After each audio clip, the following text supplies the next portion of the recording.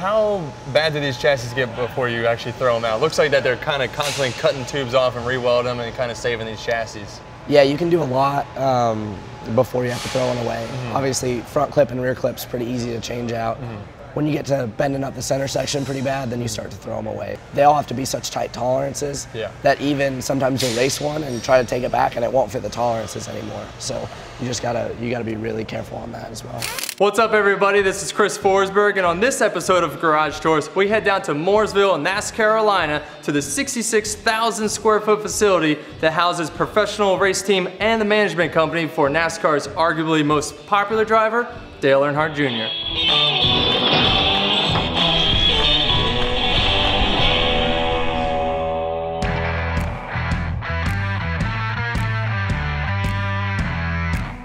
I'm here at JR Motorsports with the driver of the number 88 Advanced Autoport Chevy Camaro, Alex Bowman. And this is an awesome facility. We've been to a couple NASCAR shops before, but this one's a little bit different. Why don't you tell us about it? Yeah, so we run the Xfinity Series. It's the second tier down from the Cup Series. Obviously, JR Motorsports is a Cup team. Our boss drives for them, Dale Earnhardt Jr. Probably the best boss in the garage to have. We can learn a lot from him. But we're affiliated with HMS. We get a lot of our parts and pieces from them, and I'll show you that later. Now, our visit to JR Motorsports was pretty awesome. We had the crew chief's perspective, but what I really wanted to see is the driver's perspective. So why don't you take us around and show us what it takes to get through the ranks of NASCAR? Yeah, let's get to it. So I guess it's pretty safe to say that JR Motorsports is really busy with all these different teams. Yeah, so we've got Elliott Sadler in the 1 car, Justin Allgaier in the 7 car, a bunch of us going through the 88 car between me, Kevin Harvick, Casey Kane, Dale Jr. Cole Custer runs the 00 truck and the 5 Xfinity car part-time. So yeah, there's a bunch of us. Every team takes 2 cars to the racetrack between a primary and a backup. So a lot of race cars going through here, and I'll show you guys the car on the setup plate for this week. Perfect. I'm feeling pretty balanced, pretty level. Yeah, so we're on a surface plate, perfectly level. Yeah. Like 100% laser, perfectly level. It's where we get our cars completely ready. This is actually the car I'm going to be racing this weekend. Awesome. Yeah, we're ready to go. So basically we'll run really through 4 or 5 setups. So when we're at the racetrack, we can make spring changes in 2 or 3 minutes. Now, is that like your biggest change, you say, is the springs? I wouldn't say it's our biggest change. We can do a lot with just like towing the rear end housing with the truck arms. I mean, truck arm changes are typically huge. Yeah. We can do a lot with wedge, with nose weight, kind of all over the place. We'll have complete different packages. We're always on bump stops trying to limit our travel and get the splitter as close to the ground as we can. Got it. So we can put the car in different attitudes and limit travel in different ways, and that's always a big change as well. Got it. So you can make all those changes during practice, but during the race you said you can't do some of those changes? Yeah, so in the race, we're really limited. We have the 2 rear jack bolts and the rear track bar that you can get to through the rear window on a pit stop. Inside the car, we've got a bunch of different fans that I can use to kind of change what the car is doing. You can change tire pressure, and then if you're really bad, you can open the hood and make a front height change or put packer in it, pull packer out of it. So there's a lot you can do. You're kind of scrambling at that point, though. You lose so much track position on a pit stop doing that stuff. So we try to be as close as we can, for sure. So why don't you take us for a little walk around the shop and show us how you come up with all these different setups? Yeah, let's go to the suspension room. We got a lot of different arms. You got some axles, truck arms. Why don't you take us through on what you actually put into the car and how it makes a difference for the driver? Yeah, so all our suspension stuff gets built here. We do a lot with different geometry stuff. And as a driver at the racetrack, we'll go through completely different geometry changes. Like just if you're off, you're really like overhaul front end, change lowers, spindles, uppers, everything. And it's a big difference. You know, you make little geometry changes, and even if it doesn't change much, it completely changes how the race car drives and how it loads, getting into a corner, and you can feel that a ton. Well, like I saw on the chassis, you got a couple different pickup points. You can change the actual pickup on the control arms, but then are the control arms different from each other? Do you have some that are longer, different caster? Yeah, so we have, I mean, different angles, different lengths, and then on the chassis, everything's slugged, so you can move them to different pickup points. There's a ton of adjustability built into these cars.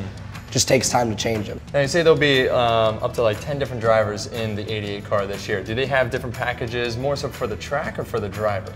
I'd say some of it's for the driver.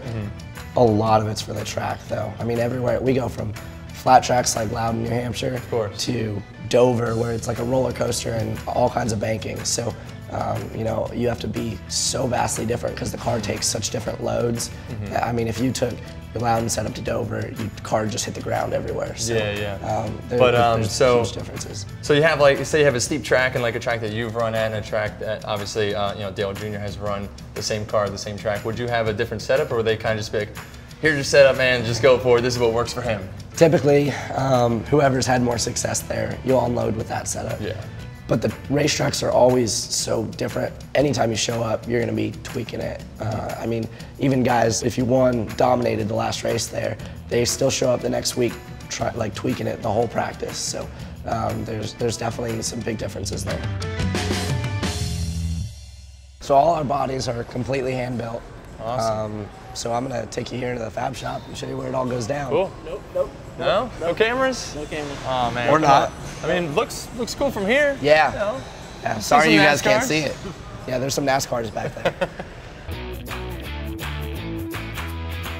So what I couldn't show you over in the fab room is basically what's gonna happen to this car. So every car starts out as just tubing and flat sheet metal. Yep. We get our chassis from JR Motorsports, but we hang our bodies here. So this car is about to get completely rebodied. It's a road course car that got wrecked somewhere that we're gonna put a new body on it. It'll be a work of art when it's done. How bad do these chassis get before you actually throw them out? Looks like that they're kind of constantly cutting tubes off and re-weld them and kind of saving these chassis. Yeah, you can do a lot before you have to throw one away. Obviously, front clip and rear clip's pretty easy to change out. When you get to bending up the center section pretty bad, then you start to throw them away. So when the main rails get bent up, when you get like a big side impact that'll kill the center section, you start throwing them away. Gotcha. But they're basically getting rebodied almost every race. Yeah, I mean, even when you don't wreck one, typically from pit stops and just race wear and tear, you're gonna tear the sides off of it at least, and typically do like a door tops down. So it won't need a roof, but it'll need a new side from getting together with somebody or whatever. So they all have to be such tight tolerances that even sometimes you'll race one and try to take it back and it won't fit the tolerances anymore. Well, it's clear you have a couple sets of calipers for all these different cars. Yeah, so we run like vastly different sizes of brake calipers depending on where we go. Short tracks will have some big brakes. Road courses will get huge with it. Intermediate stuff, we run some pretty big brakes, but not the biggest because you want to be lightweight.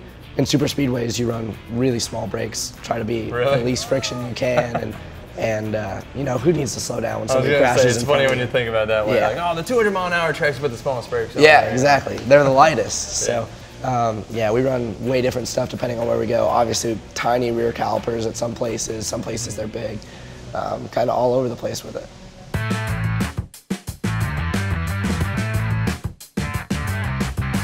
So this carbon fiber dash is pretty slick looking, and as a driver, you obviously have to be watching not only the racetrack, but everything that's going on here. Yeah, so as a driver, I mean, it's my responsibility to watch the gauges. You know, we run as much tape on the front end as we can to make downforce. With that, you trade water temperature. So you're always keeping an eye on your gauges, trying not to run it too hot. You got your switches for your bead blowers, your tire fans and stuff. And then we're also one of the only series that doesn't have a pit road speed limiter. So we have all that by RPM. You try to maximize your speed on pit road without speeding, because then it's a penalty. So that's kind of tough because you don't have a speedometer. You just do it by RPM in different gears. Yeah, that's funny when you think about it. You know, this is one of the only series that doesn't really have constant communication other than radio with the pit. So the driver has a lot of responsibilities, you know, to monitor the temperatures and, you know, make sure you're not just overheating the engine and sending her home. They don't have any telemetry, so I'm telling them everything through the radio.